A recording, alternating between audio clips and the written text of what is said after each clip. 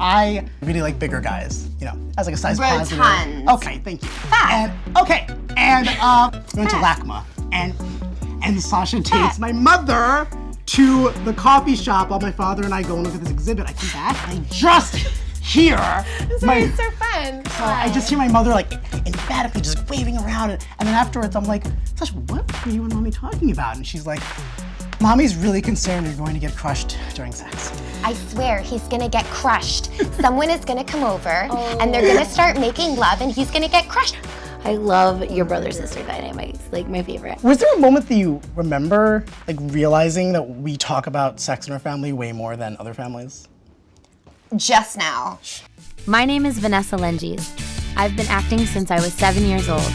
I am a happy-go-lucky, free spirit who spent my whole life embodying all kinds of characters. But in my real life, I've been struggling with my sexuality. Who am I?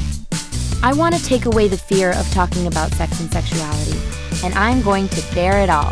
This is my journey. I'm a feminist, but I'm also really, really submissive. When I was 4 years old, we would all play Scooby-Doo, and I always had to be Daphne because that dumb was always getting captured, and she was always getting tied up. What would you describe? What were the feelings that you had when you were thinking about those? I just thought it was normal. There wasn't really much confusion. By the time I was 11, I knew what was going on, and I was like, okay. Did you know it was sexual? Maybe in the back of my mind I did, but I just hadn't really made that connection yet. It must be different for absolutely everybody. I think most people have something, they just don't think about it. Can I be invited to family dinners? You can come over. Oh my God, my parents would love you. I am about to meet with Dr. Paul Zak, who is a neuroscientist, and we are going to talk about arousal and turn-on. Hi. So glad you're here. Thank you for having me. You're tall. I study human relationships, why people are nice to each other, why they get attracted to each other, why they love each other. Is attraction different from arousal? It is. So attraction is this kind of focusing attention on something that seems really interesting. And arousal is a little deeper, right? That involves a number of hormones like testosterone that make us want to really have sex with that person. Why is pleasure so different for everyone? That's a great question. There's a vast difference in how much pleasure people want or can desire, even sometimes sexually, right? Sometimes things are overwhelming. We feel like you're gonna faint, it's almost too much. Yes, I know. So there are personalities that are much more interested in novelty. They tend to be under-aroused by normal life events. So they really need to heighten that experience. They look for more extreme experiences. Other people are kind of, safety types where they just want to be in their little bubble and not explore too much. They're just not into it. People lie, but brains don't lie. People lie, but brains don't lie. We don't really know what's inside of us. It's very difficult to discuss feeling states. We're about to test my brain to find out what really turns me on.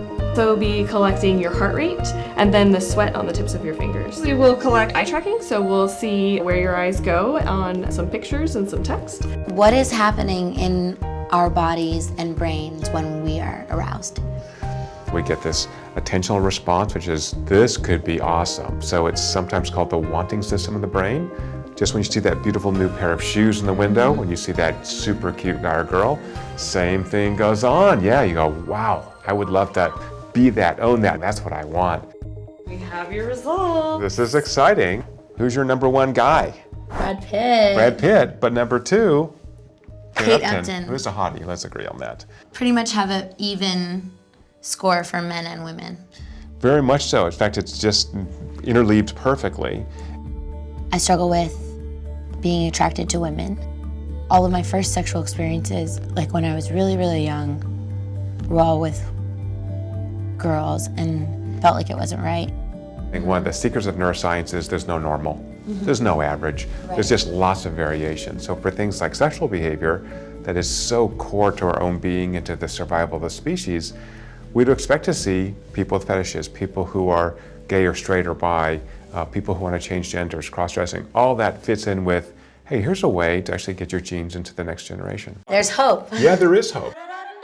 There are things that turn me on that are even harder for me to talk about, which is what brought me to Sir Nick, a professional dominant. BDSM is bondage and discipline and sadism and masochism. Sadism is the act of inflicting consensual pain upon an individual Masochism is the act of having it inflicted upon them. B&D, bondage and discipline, you can look at that either as the physicalities, the bondage, or DS is dominance and submission. It's the act of doing. My sexuality blueprint type is kink. Everything that categorizes out of a DS dynamic, I'm into. This psychological power play aspect. It's less about the action and more about where our minds go. Here I go my whole life hiding the fact that this is a huge interest for me. Mm-hmm. And then this book comes out, 50 Shades of Grey. That was just like a regurgitation. Okay. Yeah. So friends are reading it and everyone's talking about it. And I didn't want to let this side of me out. The great thing about it is that it gave people the chance to come in and get education. That is the only thing that I got from that was positive in any way. Just him saying I'm 50 Shades of up just makes me want to flip out. Real BDSM is really nothing like the way it's portrayed in certain novels and movies that are coming up into the public eye. It's not about the pain for pain's infliction. It's about utilizing tools to allow them to go to a place of catharsis. And when you're in a power exchange dynamic, it's consensual. BDSM has to do with love and trust between two consenting adults. That's gorgeous. That doesn't mean somebody's a bad person for liking that. BDSM is my spirituality. It's how I view everything. It doesn't always end up in an erection or in some type of sexual environment. I'm looking at you in awe for you to have owned it. Thank you so much. It's not every day that you have the sex talk with a priest. You're not a virgin, but from here on, you can be. What about touching your own genitals? You're asking for trouble. Thank you for watching.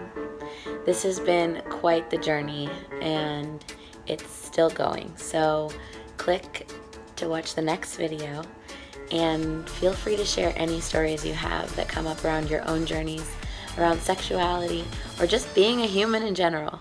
I'd love to hear from you.